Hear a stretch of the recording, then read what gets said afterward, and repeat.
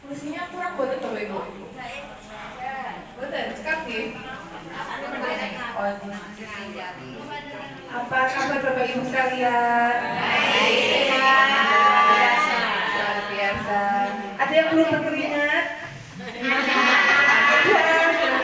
Senamnya kurang heboh ini Mbak Tari. Sepertinya udah mulai berkeringat nih, sedikit katanya. Alhamdulillah pagi ini kita berjumpa lagi Bapak Ibu dalam keadaan yang sehat, tidak kurang suatu kata. Sebelum memulai pelayanan doa, Ibu mau duduk sini, jangan berdiri dulu.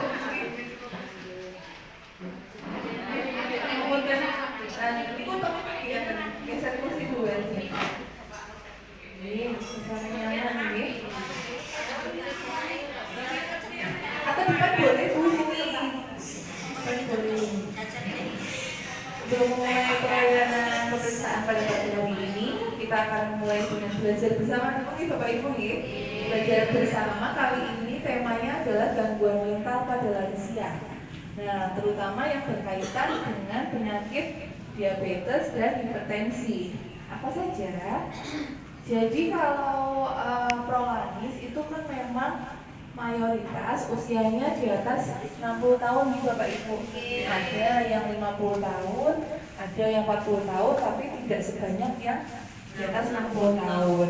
Nah, karena apa? Karena di Indonesia sendiri usia di atas 60 tahun itu termasuk banyak Bu, 8,5% dari jumlah penduduk di Bapak. Jadi lumayan banyak, untuk urutan di dunia juga termasuknya banyak.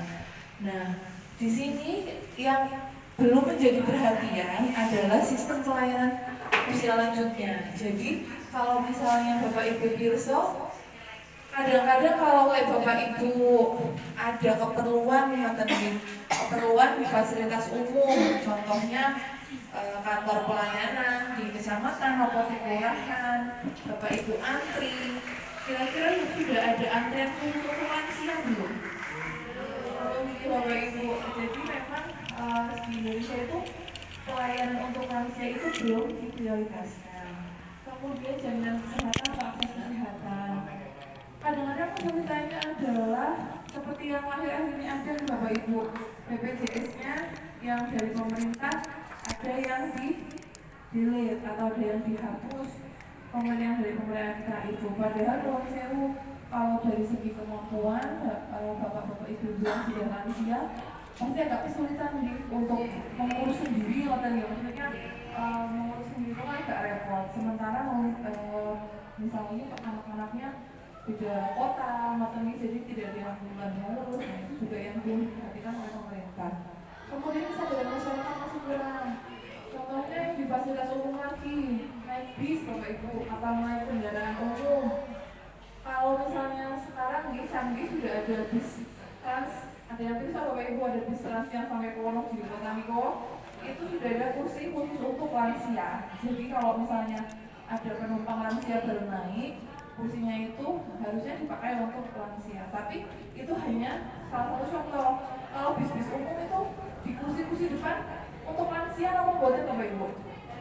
Buatnya lebar. Jadi memang harusnya kesadaran masyarakat itu masih kurang. Saya mau pergi sekarang yang usianya belasan tahun, 20-an awal usianya itu kadang-kadang kalau ada lansia kesepuhan butuh tempat duduk, rumah sakit gampangnya nih, atau di puskesmas kota yang gampang butuh tempat duduk kira-kira di yang dokter itu mempersilahkan atau di Majalengka KP?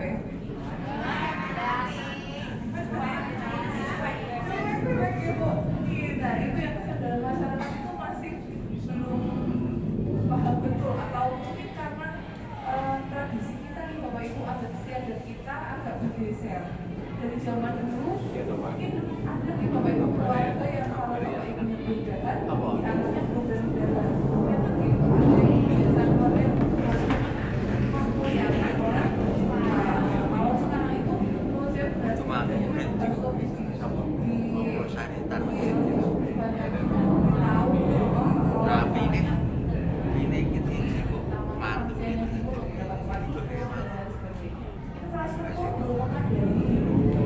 gampangnya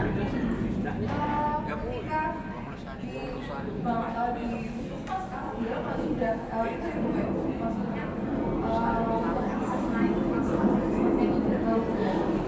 Tapi ada juga fasilitas umum yang selain Bapak Ibu bisa tapi di kualitas Islamnya juga. Nah itu yang agak kurang disarankan untuk lansia. Jadi Bapak Ibu harus biasanya itu kerjasama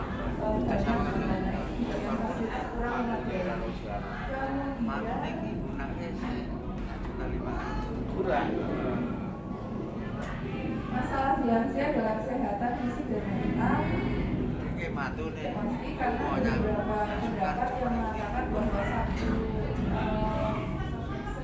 ketika seseorang itu masuk ke trauma biasanya memang ada satu yang menyukai walaupun itu halnya tidak bisa pusing itu biasanya memang khas kemudian sosial ekonomi.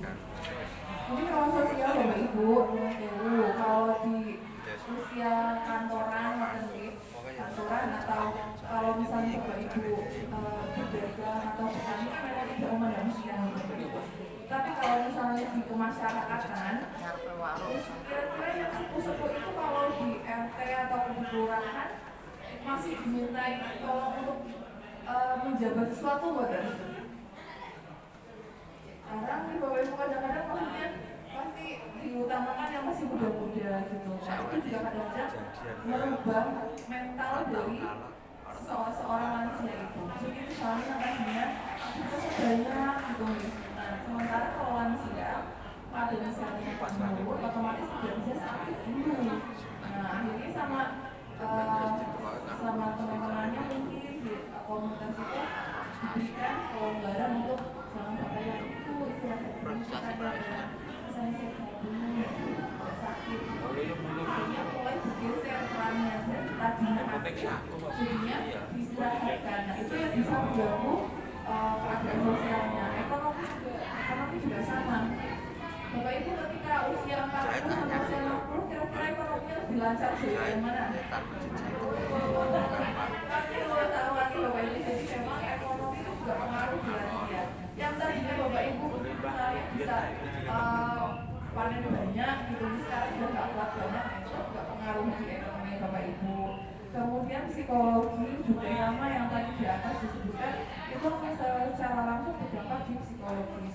Tapi masalah keempat ini sebenarnya bisa diimbangi dengan yang nomor 5, jadi spiritual. Ketika Bapak Ibu sudah memilih untuk istirahat karena usianya mungkin sudah 60 tahun ke atas, Bapak Ibu pasti akan lebih tertarik untuk mengikuti biasanya nih Bapak Ibu pengajian atau komunitas agama tertentu. Nah itu memang diimbangi dengan spiritual ini.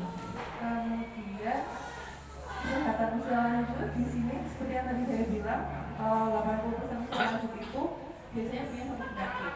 Kemudian ada perilaku hidup bersih sehat, kesehatan yang seperti saya bilang, dan quality of life atau kualitas hidupnya itu bagaimana. Maksudnya adalah yang pertama kesepian. Nah, mungkin bagi beberapa orang kesepian itu hanya istilahnya cerita mawon tidak dianggap serius kebanyakan, padahal kesepian itu biasanya sering dialami oleh orang yang tidak pensiun, karena yang tadinya setiap hari ada aktivitas normal jadi tidak ada aktivitas. Biasanya jam 6 sudah mandi untuk siap-siap ke kantor, siap-siap ke mana, jam 6 jadi masih di rumah. Nah itu juga bisa menimbulkan perubahan yang signifikan kebiasaannya. Kemudian sudah pensiun, kok dilalah anaknya sibuk. Dari anaknya sibuk yang dulunya misalnya sebelumnya yang rumah, sekarang jadi bisa rumah. Akhirnya untuk komunikasi itu masih jarang. Kemudian tidak punya aktivitas. Biasanya kalau Bapak Ibu biasa dari muda itu suka berkebun, insya Allah di usia lanjutnya tidak kurang aktivitas. Asli nih. Tapi kalau yang biasanya pakai pulang apa aktivitas yang lain itu nanti akan ketika masuk ke usia lanjut karena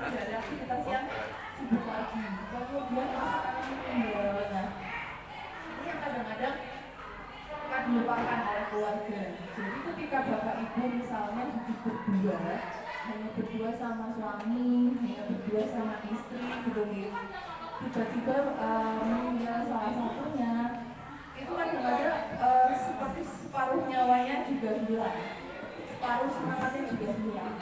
Nah, ini juga banyak pengaruh di kesehatannya, karena beberapa juga ada pasien-pasien kronis yang seperti itu ditinggal meninggal, maka mungkin jadinya gulanya sebelumnya setelah ditinggal meninggal tuh tinggi terus, tensinya tinggi terus, karena kalau bapak ibu kira-kira kalau udah yang tadinya berdua akhirnya sendirian. Nah, terus kalau gimana bapak ibu? Melu ruang lagi lho Pak. Oh. Parjong apa Pak? Gua Pak. Yang di langsire. Sibuk di usia produktifnya itu sibuk kerja keluar kota, mungkin keluar kota gitu nih. Kira-kira ada waktu untuk bersosial bukan pas mudanya? Jarang nih Pak, kurang nih. Nah, ketika sudah pensiun di rumah tinggalnya sudah tidak keluar kota lagi, sudah tidak merantau lagi. Kira-kira kalau tinggal di rumah itu cenderungnya mudah bergaul atau di rumah terus? Keluarga juga kulino, kalau di rumah keluar itu atau di rumah dulu. Nah itu akhirnya terus tersolarisasi sosial, apalagi kalau tetangganya tidak yang rangkul, tidak ngajak, ayo pakai bakti, mau ke arisan. Nah itu semakin terisolasi sosial, apalagi kalau dia tinggal sendirian. Kemudian tidak ada teman bicara juga sangat sering menyebabkan kesedihan. Sujune ngerti soal. Sujune ngerti gangguan jiwa apa terusnya itu Bapak Ibu, gangguan jiwa itu baru wis ora sampai duit plus.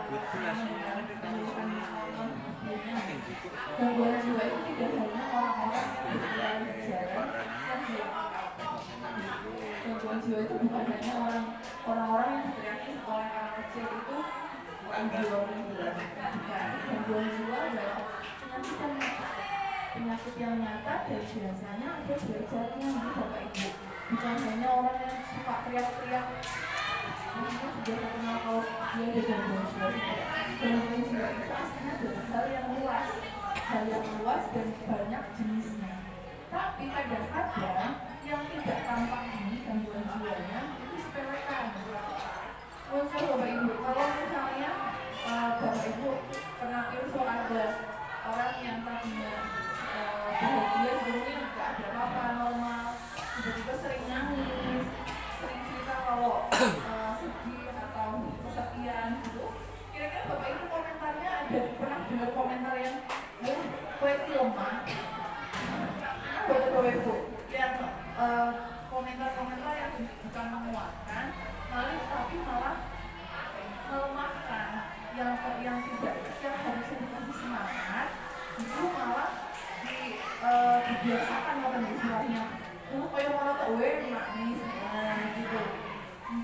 Lah kayak malah tak pikiran, juga stres loh, gitu. Padahal itu nyata sebenarnya Bapak Ibu, ketika seseorang itu merasakan sedih, merasakan tidak bisa tidur, tidak ingin makan, itu juga sudah termasuk gejala-gejala gangguan. Kemudian pertama gangguan mental atau gangguan jiwa. Contohnya ada beberapa Bapak Ibu, gangguan depresi, gangguan cemas, demensia atau pikun ini juga banyak ya di lansia. Insomnia, apalagi di usia muda juga banyak. Delirium atau kebingungan akut. Yang pertama gangguan depresi. Jadi ciri-cirinya Bapak Ibu, orang yang mengalami depresi biasanya dia akan merasakan sedih,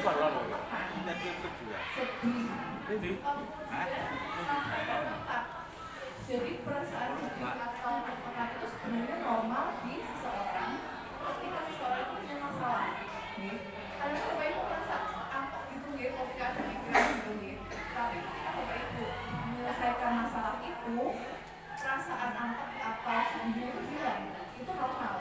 Jiwa Bapak Ibu itu bagus untuk pemulihan mentalnya. Tapi dikatakan depresi atau tidak normal itu ketika dia tetap dan tidak dapat berfungsi sehari-hari. Bapak Ibu yang biasanya bangun jam 5, jadinya bangunnya jam 8 pagi, jam siang gitu nih. Atau yang biasanya tidur basic jadi nggak bisa tidur. Nah, ini berkali-kali sampai Bapak Ibu yang tadinya bisa aktivitas pasar, aktivitas jadi pas-pasan, jadi nggak selera untuk masak. Nah, itu hati-hati Bapak Ibu sebuah depresi. Terus yang juga penyebabnya itu paling sering memang kehilangan, baik kehilangan seseorang atau kehilangan pekerjaan, kehilangan harta, itu juga bisa membuat depresi. Nah, sikap anggota keluarga juga bisa, seperti yang tadi saya katakan, yang seharusnya merangkul tapi malah meremehkan. Nah, itu bisa membuat orang depresi itu semakin depresi. Kemudian biasanya kalau misalnya lansia itu jarang yang cerita di Bapak Ibu, lalu lebih sering menyimpan dalam hati. Nah, nanti sudah berniat baru ada gejalanya. Contohnya tensinya langsung jadi tinggi gitu di Bapak Ibu. Nah, ini hati-hati Bapak Ibu. Yang paling sering menimbulkan bunuh diri, mensewa atau kasus mengakhiri hidup sendiri itu adalah depresi. Jadi perasaan-perasaannya tidak terobati, akhirnya menyerah kepada kehidupannya, memilih untuk mengakhiri hidupnya. Nah, kenapa bisa seperti itu Bapak Ibu? Karena gangguan depresi ini bisa akhirnya sembuh, bisa malah jadi parah. Contohnya jadi parah adalah ketika orang yang mengalami depresi ini merasakan halusinasi. Bapak Ibu yang itu halusinasi itu apa?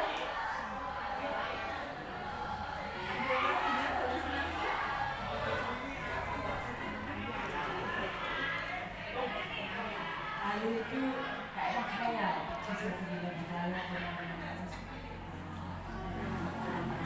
Yang belum pasti itu untuk mudahnya seperti itu ibu. Untuk detailnya adalah mengalami sesuatu yang tidak ada. Ini mudahnya itu.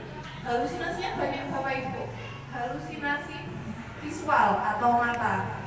Menurut saya yang tadinya biasa aja sejak depresi jadi sering mengatakan saya melihat orang yang sudah meninggal. Nah, itu juga sering dialami. Melihat sesuatu yang tidak dilihat orang lain, itu namanya halusinasi visual.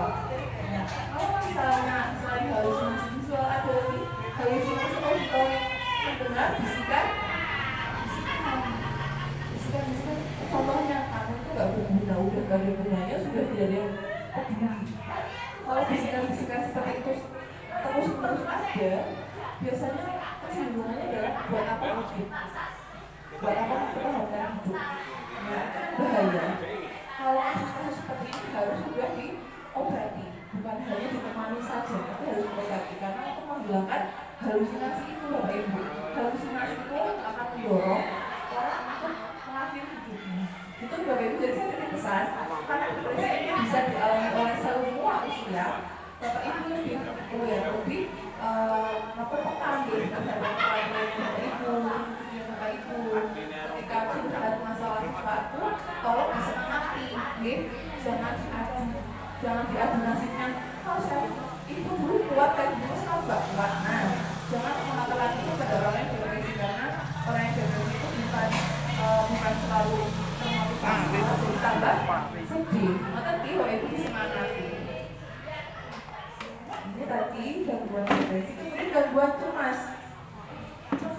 Gangguannya disebut gangguan cemas adalah ketika gangguan cemas ini tidak ada penyebabnya atau bahkan penyebabnya itu sudah tidak ada tapi masih ada merasakan gangguan cemasnya.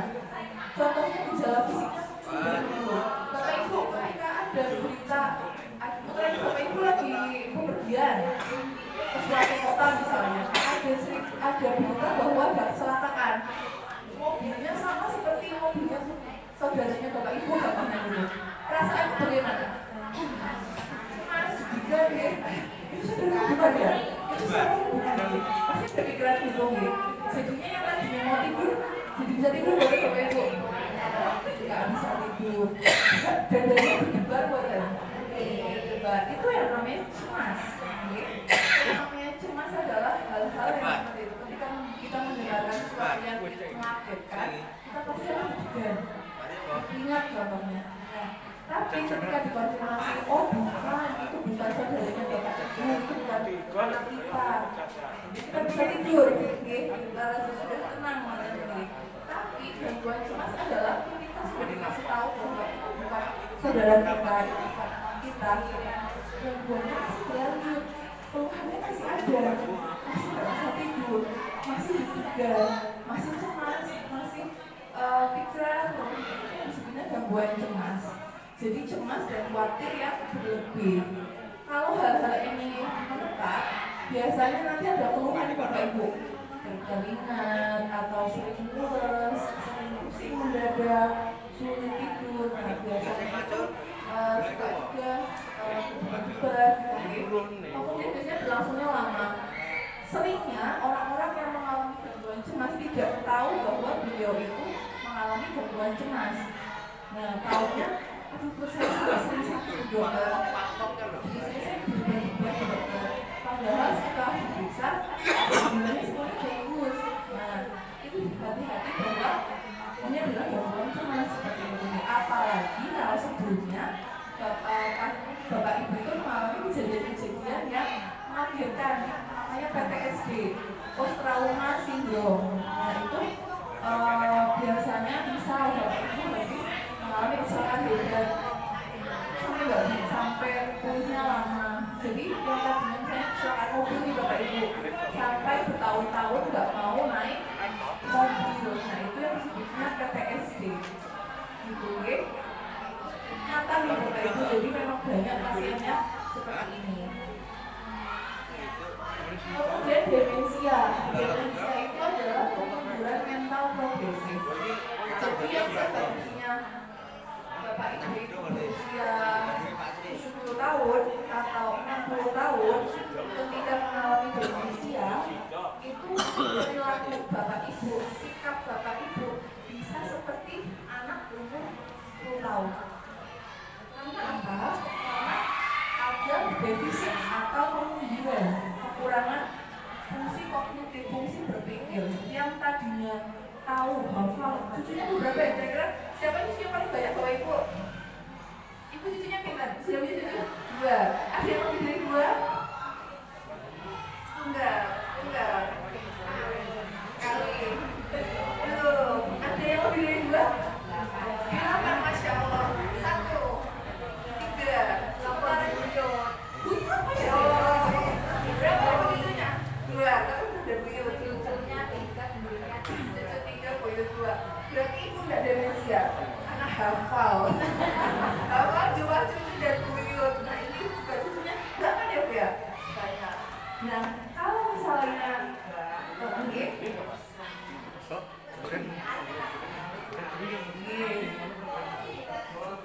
Masya Allah.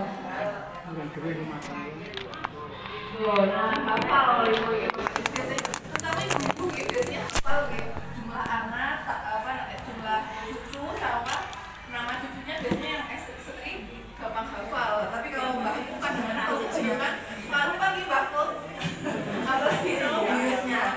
Nah kalau misalnya demensia bapak ibu yang tadinya hafal cucunya ber-8, bisa menyebutkan urutannya siapa aja yang paling tua, siapa aja yang paling kecil. Kalau mengalami demensia yang tadinya hafal jadi tidak mengenali sama sekali, bisa.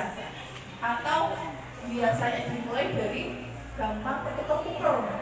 Nah, mungkin kalau gampang ketukar itu masih normal, tapi kalau sama sekali tidak mengenali, nah itu jangan-jangan curiganya demensia atau pikun. Masalahnya kalau di Indonesia usia 80 tahun ke atas pikun itu sering dianggap normal buatan bapak ibu. Normal nih, kadang-kadang memang ada yang normal, ada yang tidak normal. Kenapa ada yang normal? Karena normalnya lansia biasanya ketika di CT scan atau di MRI atau di pemeriksaan otak, biasanya otaknya itu ukurannya lebih mengecil daripada usia sebelumnya kalau secara otak, sehingga ada beberapa daya pikir yang berkurang. Tapi ketika misalnya itu tidak normal adalah ketika gangguan itu mengganggu kehidupan sehari-hari ini Bapak Ibu. Jadi diingat, kapan bisa disebut penyakit ketika gangguan itu mengganggu keseharian Bapak Ibu. Jadi yang tadinya bisa mandi, jadi bisa mandi. Yang tadi jadi nggak bisa mandi. Yang tadinya habis mandi langsung bisa berpakaian, lupa pakai celana. Ada loh Bapak Ibu. Kemudian yang tadinya bisa ke toilet sendiri, jadinya ngobrol. Nah itu yang namanya gangguan demensia, mengganggu kehidupan sehari-hari. Nah ini hati-hati Bapak Ibu. Jadi ketika di sekeliling Bapak Ibu ada yang mengalami seperti ini, curiganya itu demensia. Demensia itu aslinya bisa penyakit datang tiba-tiba, bisa juga karena ada penyakit penyerta. Contohnya adalah stroke, kemudian penyakit saraf atau Parkinson, contohnya yang suka tremor sendiri. Nah itu juga faktor risiko terjadinya demensia. Kemudian insomnia atau susah tidur. Nah ini rata-rata memang mengalami ini Bapak Ibu, tidak hanya yang usia lanjut, tapi usia muda pun juga banyak yang mengalami insomnia. Insomnia itu bisa disebut susah tidur, yaitu sulit untuk tidur, memulai tidur itu susah, kemudian mempertahankan tidur, maksudnya selama tidur itu apakah sering kebangun-bangun apa boten, kemudian susah tertidur lagi saat terbangun. Jadi pas melilir, sudah sampai pagi bangun terus. Seringnya seperti itu nih. Kalau sudah melilir jam 1, jam 2 biasanya susah untuk melanjutkan tidur lagi. Kemudian bisa kurang tidur atau berlebihan tidur. Nah, yang bahaya itu apa Bapak Ibu? Ketika insomnia itu mengganggu keseharian Bapak Ibu. Keseharian itu bukan hanya aktivitas, tapi juga emosi. Nah, biasanya kalau kurang tidur, buahnya bawa-bawa yang pergi Bapak Ibu. Terus kurang tidur itu memang mengganggu mental Bapak Ibu. Jadi sebisa mungkin walaupun susah tidur saat malam hari, kalau bisa istirahat saat siang itu lebih bagus daripada yang tidak tidur sama sekali. Mungkin karena tubuh kita itu seperti halnya motor selalu blinder buatan di Bapak Ibu. Blinder kalau dipakai kelamaan dol buatan Bapak Ibu. Dol sama apalagi tubuh kita. Jadi memang harus dikonsultasikan dan ditangani secara bagus. Delirium, yang terakhir adalah delirium. Jadi kebingungan akut, disorientasi, melantur, halusinasi. Penyebabnya bisa karena sakit berupa infeksi, gangguan elektrolit, tandanya bisa hiperaktif atau hipoaktif. Nah ini termasuk emergensi. Kenapa emergensi? Karena biasanya ini tingkatannya lebih berat daripada demensia Bapak Ibu. Jadi yang paling sering disebut delirium itu contohnya itu nggak sadar kalau misalnya namanya siapa, biasanya muter-muter nggak jelas. Nah itu misal sudah sepuh nih Bapak Ibu keliling-keliling rumah nggak pakai baju, padahal itu simbah-simbah. Nah itu paling sering keadaannya adalah delirium. Kemudian bisa karena hal-hal yang stres, stres itu juga bisa mengalami delirium. Mungkin Bapak Ibu yang sudah pernah berangkat haji pernah virtual cerita bahwa sampai di pesawat ada yang shock, ada yang minta pulang gitu Pak. Nah itu delirium, bisa dalam keadaan delirium, minta pulang, minta turun dari pesawat saat haji. Terus tanya kabinya sekarang gimana, sudah makan apa belum gitu Pak. Nah itu banyak dilansia karena memang yang paling sering mengalami gangguan elektrolit itu memang lansia. Jadi terutama usianya di atas 75 tahun ke atas, hati-hati mengalami delirium. Tapi ini sebenarnya kasusnya jarang Bapak Ibu, kecuali yang nemen maksudnya punya gangguan elektrolit, punya infeksi. Nah itu paling sering mengalami delirium.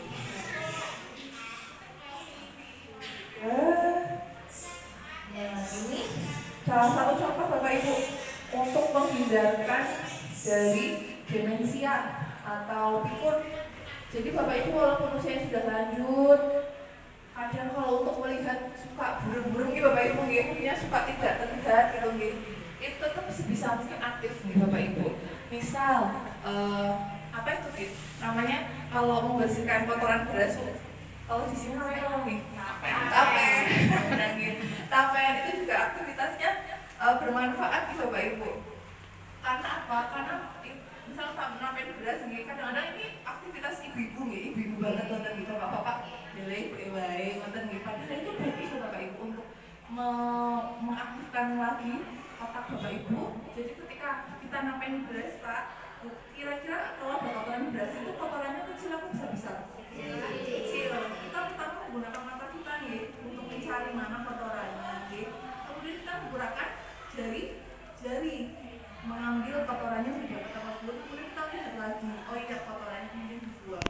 Itu kalau satu kali mungkin tidak ada manfaatnya, tapi kalau berulang kali itu akan melatih fokus Bapak Ibu. Sebenarnya ada lagi bagus lagi pakai teka-teki silang, kita sama Bapak Ibu mengisi teka-teki silang.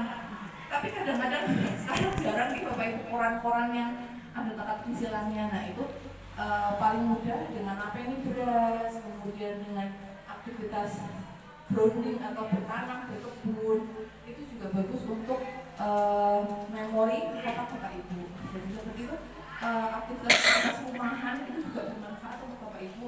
Apalagi kalau misalnya sudah punya jadwal harian, oh jam 4:30 bangun, mandi, masak atau berkebun. Jadi aktivitas yang reguler itu cenderung untuk lebih menyehatkan otak.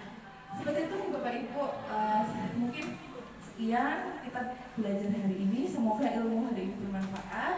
Saya titip pesan kalau kesehatan mental itu adalah hal yang nyata, nih Bapak Ibu, bukan hal yang tabu, bukan hal yang memalukan. Jadi kalau Bapak Ibu menemui seseorang yang kira-kira mentalnya sedang down, mentalnya sedang sedih, sedang tidak bersemangat, silakan untuk disemangati.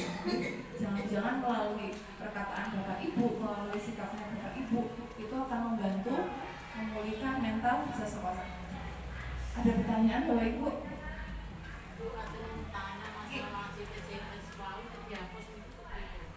Biasanya kalau misalnya tahunya dihapus atau tidak itu memang saat pemeriksaan Ibu. Kalau Ibu biasanya nggak dikabari sinten-sinten nggak tadi? Biasanya tanpa pemberitahuan. Nah, ketahuannya ketika berobat ke puskesmas, tidak dikasih tahu sama pendaftaran kalau BPJS-nya sudah tidak ditanggung, ngoten. Tapi kalau misalnya mau mengaktifkan lagi, biasanya kita mengarahkan ditanyakan ke kelurahan, ngoten. Biasanya nanti akan diberitahu gimana caranya mengaktifkan lagi. Oh, iya, nanti mungkin perlu ditanyakan dulu, dicek dulu. Biasanya nanti dicek di akhir ya Kak ya. Tapi kalau Bapak, iya bisa dicek dulu. Tapi kalau prolanis sama kan kalau nggak? Kalau prolanis tanggal 20